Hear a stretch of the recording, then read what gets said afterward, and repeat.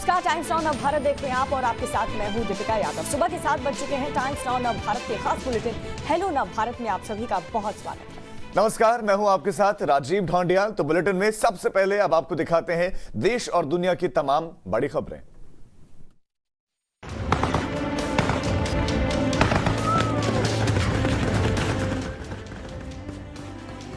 आज ये देश अपनी आजादी के 102 साल मनाए भी तो कैसे मनाए।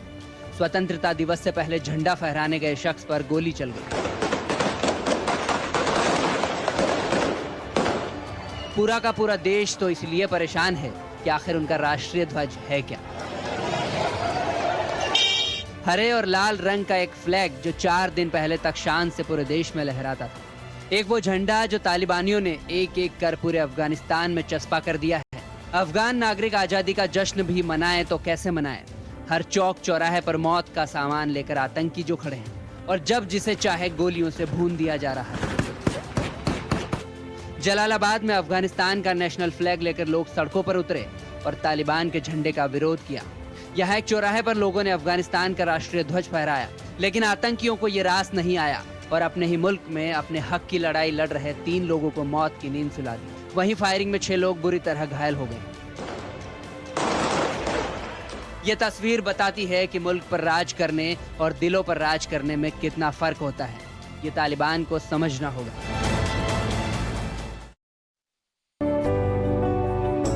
ओलंपिक में भारत का मान बढ़ाने वाले खिलाड़ियों और मेडल विजेताओं को यूपी सरकार सम्मानित करेगी। लखनऊ के इकाना स्टेडियम में सीएम योगी खुद खिलाड़ियों को सम्मानित करने वाले हैं। राज्यपाल आनंदीबेन पटेल भी कार्यक्रम में मौजूद रहेंगी।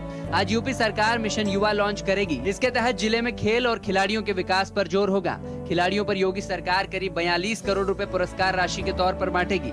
Olympic gold medalist Neeraj Chopra को यूपी सरकार 2 करोड़ रुपए इनाम के तौर पर देगी। वहीं silver medalist weightlifter Mirabai Chanu और पहलवान रवि दहिया को 1.5 करोड़ रुपए मिलेंगे। वहीं ब्रॉन्ज मेडलिस्ट बैडमिंटन खिलाड़ी पीवी सिंधु, बॉक्सर लवलीना, पहलवान बजरंग पुनिया को 1-1 करोड़ रुपए का इनाम दिया जाएगा। कांस्य पदक जीतने वाली पुरुष हॉकी टीम के सभी खिलाड़ियों को 1-1 करोड़ रुपए, जबकि मुख्य कोच को 25 लाख और सहयोगी स्टाफ के अन्य सदस्यों को 10 लाख का पुरस्कार दिया जाएगा। केंद्रीय सूचना प्रसारण और खेल मंत्री अनुराग सिंह ठाकुर कैबिनेट मंत्री बनने के बाद पहली बार आज हिमाचल प्रदेश के दौरे पर आ रहे हैं। अनुराग सिंह ठाकुर हिमाचल के 5 दिनों के दौरे पर रहेंगे। प्रदेश बीजेपी के नेता और कार्यकर्ता उनके सम्मान में जन आशीर्वाद यात्रा निकाल रहे हैं। प्रदेश के 4 लोकसभा सीटों से 630 किलोमीटर की यात्रा होगी। सबसे पहले बीजेपी के हिमाचल प्रदेश अध्यक्ष सुरेश कश्यप अनुराग ठाकुर का स्वागत हिमाचल भवन में करेंगे। मंत्री राजीव सहजल परवाणु में अनुराग ठाकुर का स्वागत करेंगे। सोलन में अनुराग ठाकुर कार्यकर्ताओं को संबोधित करेंगे। जन आशीर्वाद यात्रा में अनुराग ठाकुर रथ के जरिए यात्रा करेंगे और जनता का आशीर्वाद लेंगे। अनुराग ठाकुर के स्वागत को लेकर जनता में भारी उत्साह देखने को मिल रहा है। महाराष्ट्र में बीजेपी नेता और केंद्रीय मंत्री नारायण राणे प्रदेश में आज से जन आशीर्वाद यात्रा निकाल रहे हैं। राणे की यात्रा मुंबई से लेकर कोंकण तक होगी। 2 दिन में मुंबई को यात्रा के जरिए कवर किया जाएगा। राणे शिवाजी पार्क स्थित बाला साहेब ठाकरे के स्मृति स्थल भी जाएंगे। बीजेपी की यात्रा मुंबई के उन इलाकों से होकर गुजरेगी जहां शिवसेना का दबदबा है। इसके बाद 21 अगस्त को वसई, विरार, फिर 23 अगस्त को अगला पड़ाव होगा दक्षिण रायगढ़ में। उसके बाद 24 अगस्त को चिलपुन में यात्रा पहुंचेगी। 25 अगस्त को रत्नागिरी और 26 अगस्त को सिंधुदुर्ग में यात्रा का समापन होगा। इस यात्रा के जरिए राणे सीधे जनता से संपर्क करेंगे। हालांकि शिवसेना बीजेपी की इस जन आशीर्वाद यात्रा से परेशान है। शिवसेना प्रवक्ता ने बीजेपी की यात्रा पर निशाना साधते हुए कहा कि बीजेपी लोगों की भीड़ जुटाकर कोरोना की तीसरी लहर को न्योता दे रही है। प्रधानमंत्री नरेंद्र मोदी शुक्रवार को गुजरात के सोमनाथ मंदिर में कई परियोजनाओं को लॉन्च करेंगे। पीएम परियोजनाओं का वर्चुअल उद्घाटन करेंगे। मोदी पार्वती मंदिर के भूमि पूजन समारोह में भी शामिल होंगे। 30 करोड़ की लागत से पार्वती मंदिर बनाने की योजना है। इसके अलावा जिन परियोजनाओं की आधारशिला पीएम मोदी रखेंगे उनमें सैरगाह का निर्माण, प्रदर्शनी केंद्र और पार्वती मंदिर का निर्माण भी शामिल है। सोमनाथ मंदिर के पीछे समुद्र तट पर 1 किलोमीटर लंबे समुद्र दर्शन पैदल पथ के निर्माण की भी योजना है। इसके साथ ही पर्यटन सुविधा केंद्र के परिसर में विकसित सोमनाथ प्रदर्शनी केंद्र का एक्सटेंशन होना है। परियोजनाओं के शिलान्यास के दौरान गुजरात के मुख्यमंत्री विजय रूपाणी और गृह मंत्री अमित शाह और केंद्रीय पर्यटन मंत्री मौजूद रहेंगे। बिहार के 12 जिलों में बाढ़ से तबाही है। गंगा और उसकी सहायक नदियां उफान पर हैं। घर, मकान, दुकान, सड़क सब पानी में डूब गए। पटना से सटे सारण जिले में कई गांव में पानी भर गया है। जिला मुख्यालय से इलाके का संपर्क टूट गया है। टाइम्स नाउ नवभारत रिपोर्टर ने बाढ़ प्रभावित इलाकों का जायजा लिया। वैशाली जिले में भी बारिश और बाढ़ से बुरा हाल है। कई घरों में पानी भर गया है। शासन प्रशासन बाढ़ प्रभावित इलाकों में राहत का दावा करती है, लेकिन स्थानीय लोगों का आरोप है कि उन्हें कोई मदद नहीं मिल रही है। उधर मौसम विभाग ने उत्तर और पूर्वी भारत में कल से फिर से बारिश का अनुमान जताया है। 19 अगस्त से उत्तर भारत में एक बार फिर से मानसून सक्रिय हो जाएगा। 19 से लेकर 21 अगस्त तक पूर्वी उत्तर प्रदेश और उत्तराखंड में भारी बारिश होने की संभावना है। मौसम विभाग ने बताया कि हिमाचल प्रदेश, हरियाणा, चंडीगढ़, दिल्ली और पश्चिमी उत्तर प्रदेश में 20 और 21 अगस्त को बारिश की गतिविधियां देखने को मिलेंगी। वहीं बिहार में 20 अगस्त से लेकर 22 अगस्त तक भारी बारिश की संभावना है। 19 अगस्त को गुजरात, महाराष्ट्र, उड़ीसा, झारखंड, पश्चिम बंगाल के अलग अलग स्थानों पर भारी बारिश की संभावना है, जिसको लेकर लोगों में डर का माहौल है। पश्चिम बंगाल चुनाव बाद हिंसा मामले में कलकत्ता हाईकोर्ट आज फैसला सुनाएगा। बंगाल में विधानसभा चुनाव के बाद की हिंसा के महीनों बाद कलकत्ता हाईकोर्ट अलग अलग शहरों में इमारतों और सार्वजनिक संपत्तियों में आगजनी और आगजनी से संबंधित जनहित याचिकाओं पर फैसला देने वाला है। 3 अगस्त को कलकत्ता हाईकोर्ट की 5 सदस्यीय पीठ ने हिंसा से संबंधित जनहित याचिकाओं पर अपना फैसला सुरक्षित रख लिया था। अदालत ने संबंधित पक्षों से उसी दिन तक कोई अतिरिक्त दस्तावेज जमा करने को भी नहीं कहा था। चुनाव आयोग ने हाईकोर्ट के आदेश के बाद चुनाव के बाद हिंसा के आरोपों की सत्यता की जांच के लिए एक पैनल का भी गठन किया था। हिंसा को लेकर बीजेपी ने आरोप लगाया था कि भारी जनादेश के साथ जीतने वाली टीएमसी ने हिंसा के समय आंखें मूंद ली, जिसके चलते कई लोगों की जान चली गई और सरकारी संपत्ति का भी भारी नुकसान हुआ था।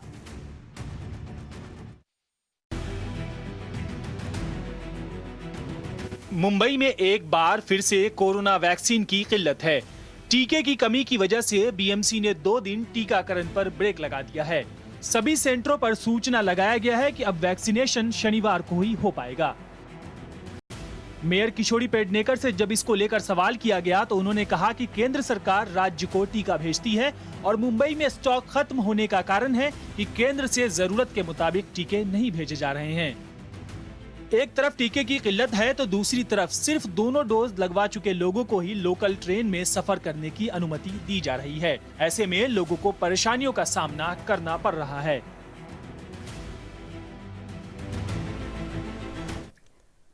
तो ये थी आज की सबसे बड़ी खबरें और अब वक्त है आपके काम की खबरों का।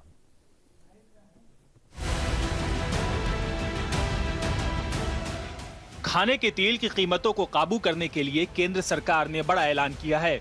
सरकार ने खाद्य तेल के आयात पर निर्भरता कम करने और इसके उत्पादन बढ़ाने के लिए 11,040 करोड़ रुपए का राष्ट्रीय मिशन शुरू करने का ऐलान किया है। प्रधानमंत्री नरेंद्र मोदी की अध्यक्षता में बुधवार को हुई मंत्रिमंडल की बैठक में कृषि मंत्रालय के इस प्रस्ताव को मंजूरी दी गई। सरकार ने पाम की खेती पर किसानों को दी जाने वाली सब्सिडी और रोपण सामग्री पर सहायता बढ़ाने का भी फैसला किया है। पाम तेल के कच्चे माल का दाम केंद्र सरकार तय करेगी। अगर बाजार में उतार चढ़ाव आया और किसान की फसल का मूल्य कम हुआ तो जो अंतर की राशि है वो केंद्र सरकार डीबीटी के माध्यम से किसानों को भुगतान करेगी। इतना ही नहीं, पाम की खेती के लिए पौधारोपण के लिए रोपण सामग्री की कमी को दूर करने के लिए 15 हेक्टेयर तक की नर्सरी को 80 लाख रुपए और पूर्वोत्तर राज्य के लिए 1 करोड़ रुपए की सहायता राशि दी जाएगी। प्रधानमंत्री नरेंद्र मोदी ने 15 अगस्त को लाल किले से राष्ट्र के नाम संबोधन के दौरान इस नई केंद्रीय योजना की घोषणा की थी।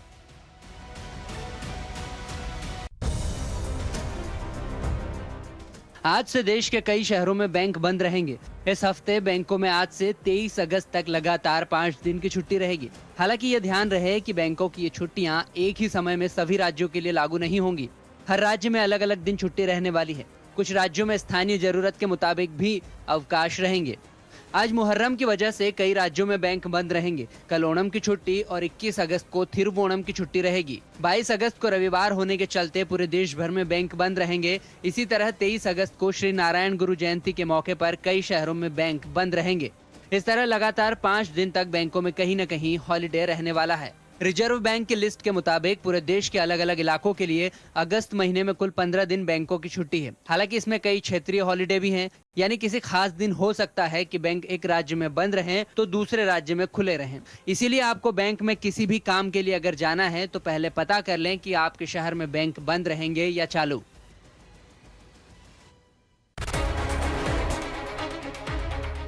इंडियन इंस्टीट्यूट ऑफ मैनेजमेंट ने प्रतिष्ठित शिक्षण संस्थान में दाखिले के लिए इच्छुक स्टूडेंट्स को एलिजिबिलिटी क्राइटेरिया में बड़ी छूट दी है। Indian institute of management Ahmedabad ने कॉमन एडमिशन टेस्ट 2021 के लिए एलिजिबिलिटी क्राइटेरिया में बदलाव को लेकर नई गाइडलाइन जारी की है। इसके साथ ही कैट समिति ने एग्जाम के लिए मौजूद होने के लिए जरूरी मिनिमम मार्क्स परसेंटेज को खत्म कर दिया है। ग्रेजुएशन प्रोग्राम के पिछले 2 साल में से किसी एक में अवार्ड ऑफ मार्क्स सर्टिफिकेट की जगह प्रोमोटेड पास वाले उम्मीदवार एप्लीकेशन लेटर में प्रोमोटेड पास ऑप्शन दर्ज कर सकते हैं।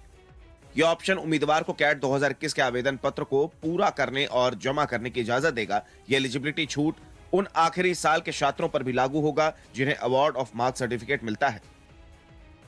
यह एप्लीकेशन केवल उन आवेदकों के लिए है जो इस साल ग्रेजुएशन की डिग्री पूरी कर रहे हैं या आखिर साल में ग्रेजुएशन प्रोग्राम साल 2021 और 22 में रजिस्टर्ड है।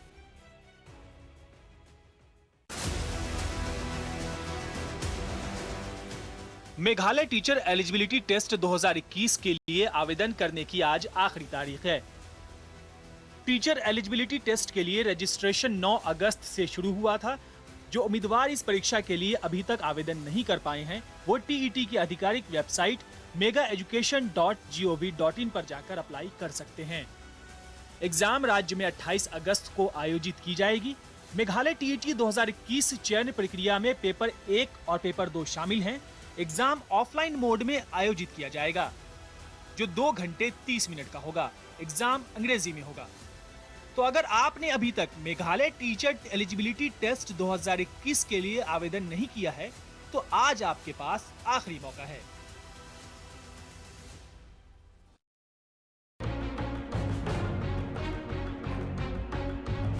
उत्तर भारत के लोगों के लिए अच्छी खबर है। लोगों को बढ़ती गर्मी से आज राहत मिल सकती है। इंडिया मेट्रोलॉजिकल डिपार्टमेंट ने आज बारिश की भविष्यवाणी की है। मौसम विभाग का कहना है लगभग 2 हफ्ते के अंतराल के बाद दक्षिण पश्चिम मानसून आज से उत्तर भारत में एक बार फिर सक्रिय हो जाएगा। आज से लेकर 21 अगस्त तक उत्तर प्रदेश, उत्तराखंड में हल्की बारिश की संभावना है। हिमाचल प्रदेश, हरियाणा, चंडीगढ़, दिल्ली और पश्चिमी उत्तर प्रदेश में कल और 21 अगस्त को बारिश हो सकती है। वहीं बिहार में कल से लेकर 22 अगस्त तक भारी बारिश की संभावना है।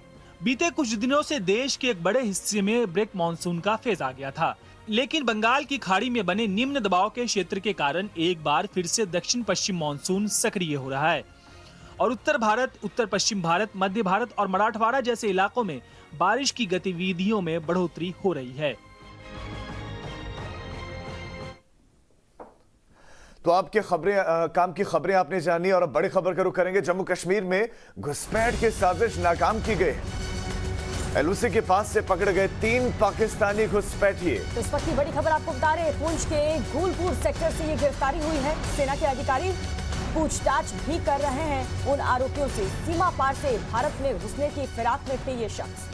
तो ये वाकई बड़ी खबर आपको दे रहे हैं। और अब सीमा पार से इस पार क्यों आए, मकसद क्या था, क्या करना चाह रहे थे, किस फिराक में थे, इसका जवाब तलाश कर रहे हैं सुरक्षा एजेंसियां। पुंछ के गुलपुर सेक्टर से ये गिरफ्तारियां हुई हैं। अगर आप इनकी उम्र देखेंगे तो उम्र छोटी है, लेकिन जो इनके इरादे थे वो नापाक बताए जा रहे हैं। साजिश नाकाम की गई है। छोटे छोटे बच्चों को अब ढाल बनाया जा रहा है। तो देखिए, पाकिस्तान की हमेशा से यही मंशा रही है कि किस तरीके से मासूमों का ब्रेन वॉश करके उनके मन में जहर भर के उन्हें घुसपैठ कराया जाता है, सीमा के अंदर भेजा जाता है। लेकिन देखिए, यहाँ पर तीनों घुसपैठियों को पकड़ लिया गया है जिनकी उम्र महज 18 साल है। उम्र छोटी जरूर है लेकिन मन में इतना जहर भरा गया था और उसी इरादे से ये भारतीय सीमा में पहुंचे थे, लेकिन गुलपुर सेक्टर से इनकी गिरफ्तारियां हुई हैं और अब इनसे पूछताछ चल रही है।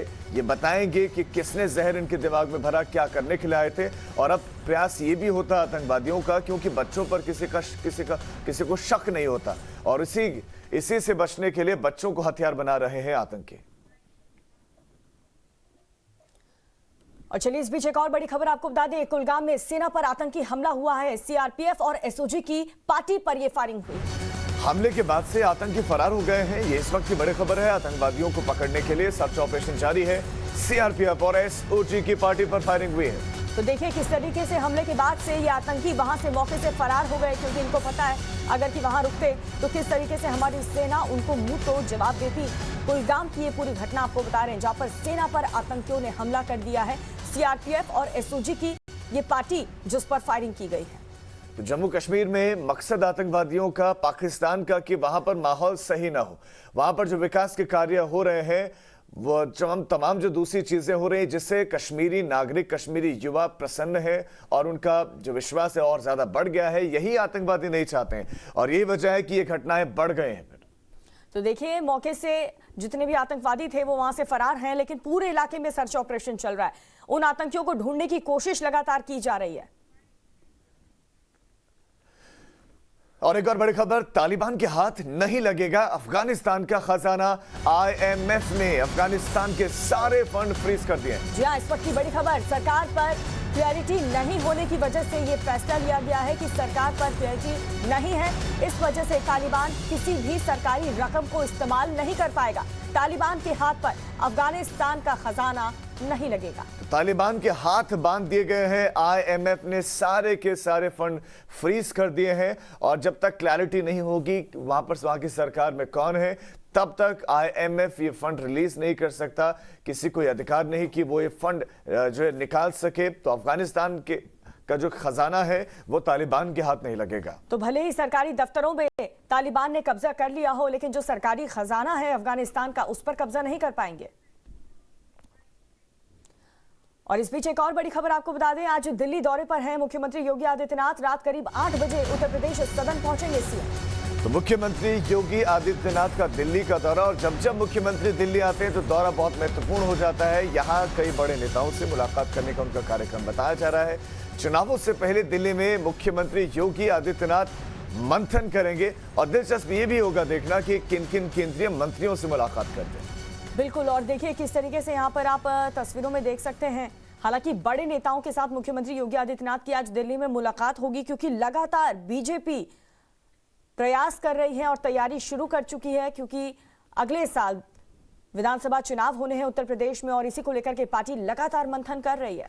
बीजेपी पूरी तरह चुनावी मोड में है। उत्तर प्रदेश में मंथन, बैठकों का दौर जारी, लगातार केंद्र से दिल्ली से बड़े बड़े नेताओं का उत्तर प्रदेश का दौरा लगातार जारी है। और इसी कड़ी में अब मुख्यमंत्री योगी आदित्यनाथ खुद दिल्ली आ रहे हैं। अब क्या प्रधानमंत्री से, गृह मंत्री से, किन किन नेताओं से मुलाकात करते हैं, इस पर टाइम्स नाउ नवभारत की नजर बनी रहेगी और इन मुलाकातों में क्या क्या निकल कर आता है, इससे जुड़ा हुआ अपडेट भी हम लगातार आपको देंगे। लेकिन आज सीएम योगी आदित्यनाथ का दिल्ली का दौरा है। तो देखिए, इससे पहले आपने देखा था बीजेपी अध्यक्ष जेपी नड्डा भी लखनऊ पहुंचे थे। तमाम कार्यकर्ताओं से, नेताओं से उन्होंने बात की थी, चुनाव के लेकर के मंथन किया गया था। लेकिन आज दिल्ली दौरे पर है मुख्यमंत्री योगी आदित्यनाथ।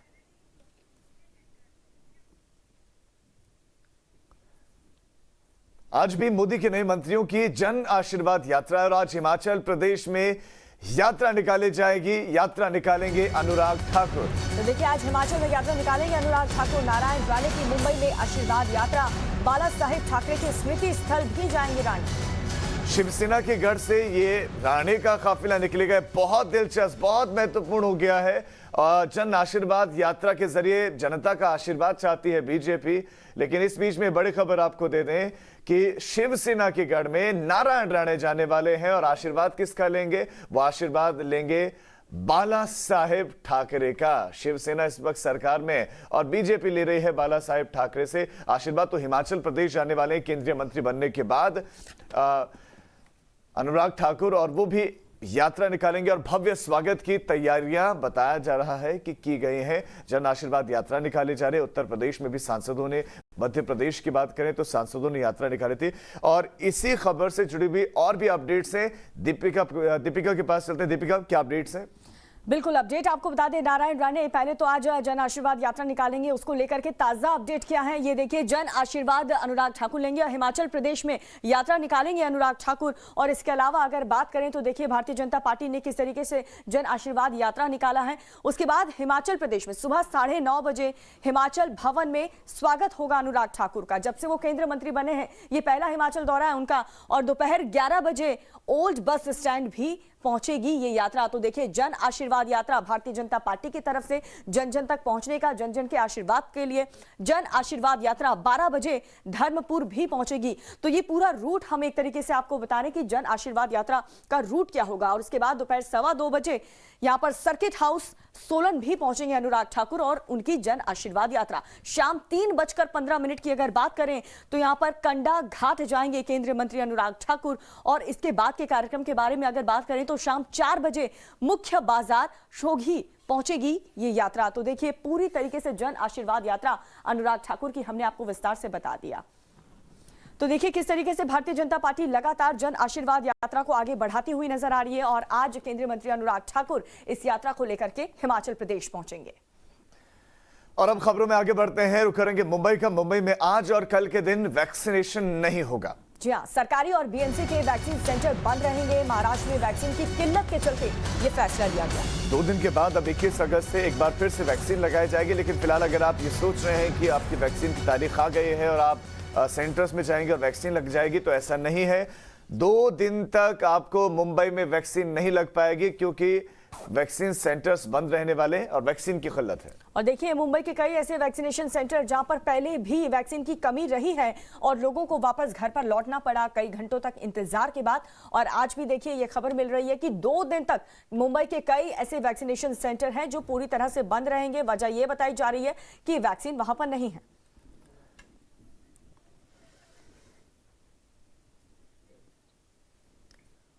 और इस वक्त एक और अहम खबर आपको बता दें, डीजल के दाम में लगातार दूसरे दिन भी गिरावट दर्ज की गई है। आज डीजल के दाम 21 पैसे प्रति लीटर कम हुए हैं। यानी कि सुबह सुबह एक अच्छी खबर है आम लोगों के लिए। पेट्रोल और डीजल के दाम तो रोजाना लोगों को रुला रहे हैं और इस बीच में राहत की खबर है, बहुत बड़ी राहत है। हालांकि बहुत बड़ी तो नहीं माना जाएगा जिस हिसाब से रेट बढ़े हैं पेट्रोल डीजल के, लेकिन डीजल के जो दाम है 21 पैसे कम हुए हैं। थोड़ी सी राहत। आम आदमी की जेब भारी है, परेशानी में आम आदमी है। तो देखिए आज डीजल के दाम 21 पैसे प्रति लीटर कम हुए हैं। जनता को यही उम्मीद थी कि आखिर ये बढ़ती हुई डीजल और पेट्रोल की कीमतों में लोगों को राहत कब मिलेगी। तो देखिए आज सुबह सुबह ये अच्छी खबर मिल रही है कि 21 पैसे प्रति लीटर कमी आई है डीजल के दाम में। लेकिन लोग चाहते हैं कि इसमें निरंतरता रहे, यानी कि लगातार ये कीमतें घटती चले जाएं, क्योंकि डीजल पेट्रोल की कीमतों का बढ़ना यानी कि उसका दूसरे प्रोडक्ट्स पर सीधा असर पड़ता है। उत्तर प्रदेश में आज लॉन्च होगा मिशन युवा। ओलंपिक मेडलिस्ट को इनाम दिया जाएगा और इनाम देगी योगी सरकार। जी हाँ, लखनऊ के एकाना स्टेडियम में 2:30 बजे ये इवेंट रखा गया है। राज्यपाल और सीएम योगी आदित्यनाथ खिलाड़ियों को सम्मानित भी करेंगे। एक तरफ प्रधानमंत्री नरेंद्र मोदी ने खिलाड़ियों के साथ बातचीत करके, उनके साथ चाय पर चर्चा करके, उनको चूरमा खिला करके उनका उत्साह, उनका हौसला बढ़ाया और दूसरों को प्रेरणा दी। इस बीच में मुख्यमंत्री योगी आदित्यनाथ, राज्यपाल आनंदीबेन पटेल आज सम्मान करने वाले इन खिलाड़ियों का, ओलंपियंस का, उनके कोचेस का सम्मान किया जाएगा उत्तर प्रदेश के एकाना स्टेडियम में। तो देखिए हर एक राज्य अपने अपनी तरीके से यहां पर तमाम खिलाड़ियों का हौसला अफजाई कर रहा है, उन्हें सम्मानित किया जा रहा है, उन्हें बाकायदा इनाम भी दिया जा रहा है। और आज बारी है उत्तर प्रदेश की। देखिए उत्तर प्रदेश में भी ये भव्य कार्यक्रम रखा गया है जिसमें मिशन युवा ओलंपिक मेडलिस्ट को इनाम भी दिया जाएगा। लेकिन इनाम क्या क्या मिलेगा ये आपको बता रहे, 2 करोड़, क्योंकि उन्होंने गोल्ड मेडल जीता। जिसने गोल्ड मेडल जीता उसे 2 करोड़, सिल्वर मेडल के लिए मीराबाई चानू को 1.5 करोड़ रुपए दिए जाएंगे। और इसके साथ अगर बात करें रवि दहिया की, तो सिल्वर मेडलिस्ट है रवि दहिया, जिन्हें 1.5 करोड़ रुपए दिया जाएगा। और इसके अलावा पीवी सिंधु ब्रॉन्ज मेडल जीत चुकी हैं, उन्हें 1 करोड़ का इनाम दिया जाएगा। वहीं लवलीना, जिन्होंने शानदार मुक्केबाजी की, 1 करोड़ रुपए का इनाम उनको, क्योंकि उन्होंने ब्रॉन्ज जीता। और वहीं बजरंग पुनिया का जो उनके जो दांव है वो देखने को मिले और 1 करोड़ उनको इनाम राशि दी जाएगी। और इसी के साथ वक्त हो चला एक बहुत छोटी सी ब्रेक का। फौरन लौट रहे हैं, आप देखते रहिए टाइम्स नाउ भारत।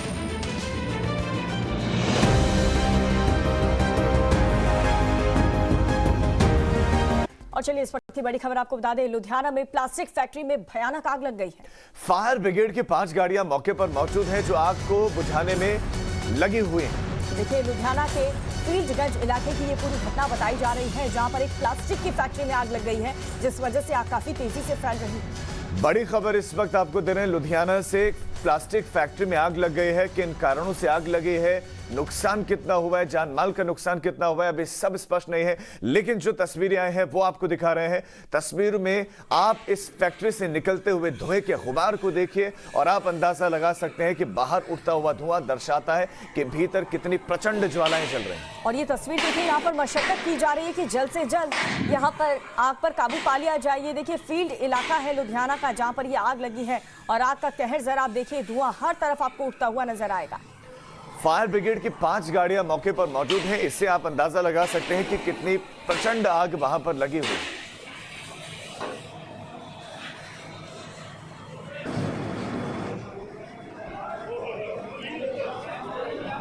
जल्दी कर लो।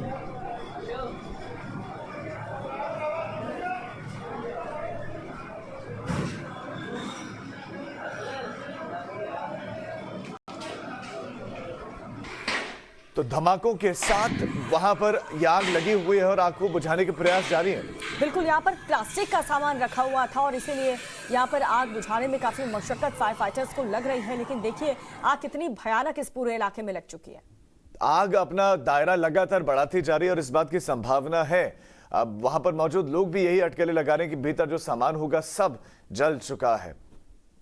और अब खबर जम्मू कश्मीर से। जम्मू कश्मीर के कटरा में भूकंप के झटके महसूस किए गए। जी हाँ, रिक्टर स्केल पर 3.6 मापी गई है इसकी तीव्रता। सुबह 5:08 पर भूकंप के झटके जम्मू कश्मीर के कटरा में महसूस किए गए। तो इस वक्त की बड़ी खबर आपको बता रहे हैं जम्मू कश्मीर से, जहां पर कटरा में भूकंप के झटके महसूस किए गए। और चलिए बात कर लेते हैं अफगानिस्तान की, जहां पर देश छोड़ने के बाद से पहली बार सामने आए हैं गनी। अशरफ गनी ने यूएई में शरण ली है और अफगानिस्तानी नागरिकों को संदेश जारी किया अशरफ गनी ने और बयान जारी किया है।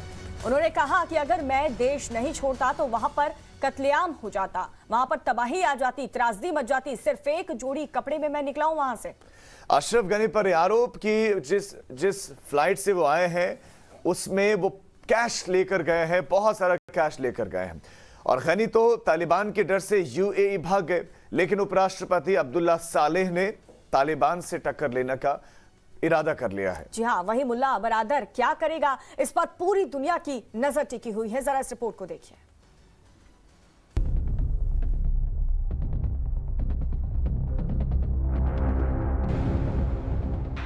अफगानिस्तान के 3 किरदार। पहला अशरफ गनी जो है फरार, दूसरा अब्दुल्ला सालेह जो कह रहे हैं जारी है टकरार, और तीसरा मुल्ला बरादर जिसके अगले कदम का दुनिया कर रही है इंतजार। सबसे पहले बात करते हैं अशरफ गनी की, जो काबुल पर तालिबान का कब्जा होने से ठीक पहले देश छोड़कर भाग गए। खबर आई कि गनी कतर में मौजूद है। अब उनको पकड़ने के लिए अफगान रक्षा मंत्री ने इंटरपोल से अपील की है। अफगान रक्षा मंत्री बिस्मिल्लाह खान मोहम्मदी ने राष्ट्रपति अशरफ गनी को गिरफ्तार करने के लिए इंटरपोल से अपील की है। उन पर मातृभूमि को बेचने का आरोप लगाया गया है। इधर अशरफ गनी अपनी सफाई पेश कर रहे हैं। पहले खबर आई थी कि वो देश छोड़कर ताजिकिस्तान के लिए भागे हैं, लेकिन अब उन्होंने अपने फेसबुक पर बयान जारी कर सफाई दी है। राष्ट्रपति तो देश छोड़कर, अपना पद छोड़कर, राष्ट्रपति भवन छोड़कर भाग गए, लेकिन इधर उपराष्ट्रपति ने खुद को कार्यवाहक राष्ट्रपति घोषित कर दिया है। Left his responsibilities vacant and his position vacant. I am currently the legitimate caretaker president of Afghanistan because I am inside the country. I am reaching out to all leaders of Afghanistan to consolidate this position and this statement that I have just made. I want to make it very clear that there are many factors why this situation happened. I am not ready to be part of the humiliation and shame that the foreign militaries have endured. I am standing for my country and the war is not over. Amrullah Saleh Taliban से लड़ने के लिए अलग front तैयार कर रहे हैं। तालिबान विरोधी फौजें पंजशीर में इकट्ठा हो रही हैं। इनमें अफगानिस्तान के पूर्व राष्ट्रपति अमरुल्लाह सालेह समेत अफगानिस्तान के वॉरलॉर्ड कहे जाने वाले जनरल अब्दुल रशीद दोस्तम और अता मोहम्मद नूर के सैनिक अहमद मसूद की फौजों में शामिल हैं। खबर है कि अफगानिस्तान के चरिकार इलाके में कब्जे के अलावा इन विद्रोही फौजों ने पंजशीर में नॉर्दर्न अलायंस का झंडा फहरा दिया है। यानी साफ है अफगानिस्तान में वॉर अभी बाकी है। एक तरफ अमरुल्लाह सालेह तालिबान को चैलेंज कर रहे हैं तो दूसरी तरफ तालिबान कमांडर मुल्ला बरादर के अगले कदम का इंतजार है। अफगानिस्तान के कंधार पहुंचने के बाद से बरादर तालिबान के सीनियर कमांडर्स के साथ बैठकें ले रहा है। बता दें कि मुल्ला बरादर कमांडो सुरक्षा घेरे में कतर के C-17 ग्लोब मास्टर विमान में कंधार पहुंचा। इसके बाद मुल्ला बरादर का विशाल काफिला शहर से होते हुए रवाना हुआ। तालिबान आतंकियों ने मुल्ला बरादर के काफिले के लिए सुरक्षित गुजरने के लिए रास्ते बंद कर दिए थे। मुल्ला बरादर के काफिले का वीडियो सोशल मीडिया में शेयर किया जा रहा है। इसमें नजर आ रहा है कि दर्जनों गाड़ियां कंधार हवाई अड्डे से शहर की ओर जा रही हैं। इस दौरान हूटर बज रहे हैं और कई लोग रास्ते में खड़े होकर मुल्ला बरादर के कंधार में दाखिले को देख रहे हैं। माना जा रहा है कि तालिबान के कब्जे के बाद मुल्ला बरादर ही अफगानिस्तान की सत्ता पर काबिज होगा, लेकिन तालिबान की तरफ से कोई ऑफिशियल स्टेटमेंट अभी नहीं आया है। ऐसे में पूरी दुनिया बरादर के अगले कदम का इंतजार कर रही है। Bureau report, times now, Navbharat. देखिए, आज अफगानिस्तान के लिए एक खास दिन है। आज अफगानिस्तान का स्वतंत्रता दिवस है। ठीक 102 साल पहले किंग अब्दुल्ला ने अफगानिस्तान को अंग्रेजों के चंगुल से आजाद करवाया था। लेकिन एक शताब्दी के बाद अफगानिस्तान में हालात ये हैं कि आज इस देश का राष्ट्रीय ध्वज क्या है, जनता को यही नहीं पता। 4 दिन पहले तक लोग जिस झंडे को शान से सलाम करते थे, आज उसे फहराने पर गोली खानी पड़ रही है।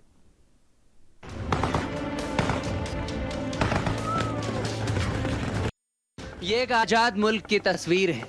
वो मुल्क जो 102 साल पहले आजाद हो चुका है, लेकिन आज इसकी हालत देख लीजिए। लोग अपना घर-बार, अपनी जमीन छोड़कर बेगाने मुल्क जाने को बेताब हैं। इंतजार में बैठे हैं कि कोई इनकी मदद करे और इन्हें यहाँ से लेकर जाए। ऐसा क्यों है, वो आप पीछे से आ रही आवाज सुनकर समझ रहे होंगे। लगातार फायरिंग की आवाज आ रही है और इसी खौफ के साए में पूरा का पूरा अफगानिस्तान है। आज ये देश अपनी आज़ादी के 102 साल मनाए भी तो कैसे मनाए। स्वतंत्रता दिवस से पहले झंडा फहराने गए शख्स पर गोली चल गई। पूरा का पूरा देश तो इसलिए परेशान है कि आखिर उनका राष्ट्रीय ध्वज है क्या। हरे और लाल रंग का एक फ्लैग जो 4 दिन पहले तक शान से पूरे देश में लहराता था। एक वो झंडा जो तालिबानियों ने एक एक कर पूरे अफगानिस्तान में चस्पा कर दिया है। अफगान नागरिक आज़ादी का जश्न भी मनाए तो कैसे मनाए। हर चौक चौराहे पर मौत का सामान लेकर आतंकी जो खड़े हैं और जब जिसे चाहे गोलियों से भून दिया जा रहा है। जलालाबाद में अफगानिस्तान का नेशनल फ्लैग लेकर लोग सड़कों पर उतरे और तालिबान के झंडे का विरोध किया। यहाँ एक चौराहे पर लोगों ने अफगानिस्तान का राष्ट्रीय ध्वज फहराया, लेकिन आतंकियों को ये रास नहीं आया और अपने ही मुल्क में अपने हक की लड़ाई लड़ रहे 3 लोगों को मौत की नींद सुला दी। वहीं फायरिंग में 6 लोग बुरी तरह घायल हो गए। ये तस्वीर बताती है कि मुल्क पर राज करने और दिलों पर राज करने में कितना फर्क होता है। ये तालिबान को समझना होगा। अफगानिस्तान के कई शहरों में लोग सड़कों पर उतर रहे हैं। तालिबान इस लहजे में संदेश दे रहे हैं कि अफगानिस्तान का झंडा है, इसकी इज्जत करनी ही होगी। नंगरहार के सुखरोड में लोग अफगानिस्तान का झंडा लेकर सड़कों पर उतर गए। अब तालिबान के लड़ाकों को यह कैसे हजम हो जाएगा कि उनके आगे कोई आवाज उठाए, तो उन्होंने सड़क पर फायरिंग शुरू कर दी। तभी अफरा तफरी मच गई। खौस्त शहर में नौजवान अफगानिस्तान का झंडा लेकर निकले। इसके बाद यहाँ फायरिंग होने लगी।